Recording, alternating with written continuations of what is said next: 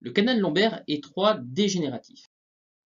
Il n'y a pas de prérequis pour suivre cette capsule, mais vous pouvez regarder les différentes capsules ci-dessous. Elles vont vous aider à créer des liens et à améliorer vos connaissances sur des sujets aussi transversaux.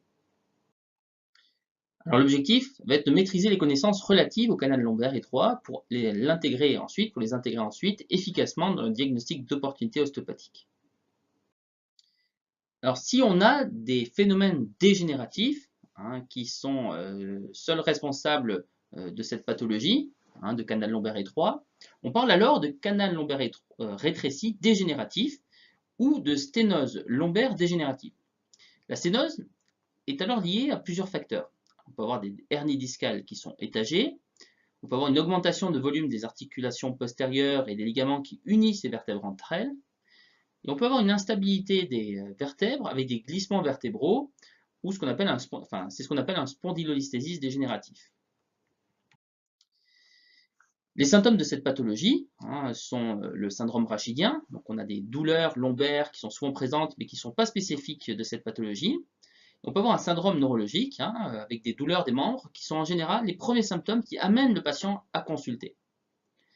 La symptomatologie la plus caractéristique correspond à une claudication neurogène intermittente. Elle associe des douleurs et une faiblesse des membres inférieurs qui apparaissent lors de la marche et qui disparaissent lors de l'arrêt de l'effort. Ces douleurs entraînent une diminution du périmètre de marche. Elles peuvent imposer l'utilisation d'une canne béquille, par exemple, et les patients s'arrêtent en général régulièrement et attendent que ces douleurs et ces engourdissements disparaissent. Donc le principal diagnostic différentiel, c'est l'artérite des membres inférieurs, on a une abolition des poux au niveau des artères tibiales postérieures, en arrière de la malléole interne à l'effort. Et la position penchée en avant réouvre le canal et soulage les patients. Donc c'est ce qu'on appelle le signe du Cadi. Ainsi, en vélo, les douleurs sont en général absentes grâce à la position qui est penchée sur le guidon. Alors c'est tout à fait caractéristique et bien des patients ne peuvent plus marcher 5 minutes, mais par contre peuvent faire plusieurs dizaines de kilomètres à vélo sans aucune difficulté. Alors des douleurs radiculaires à type de sciatalgie ou de cruralgie, avec une perte de sensibilité des membres inférieurs ou une faiblesse permanente, on peut avoir une paralysie ou une parésie, peuvent apparaître au cours de l'évolution de cette maladie.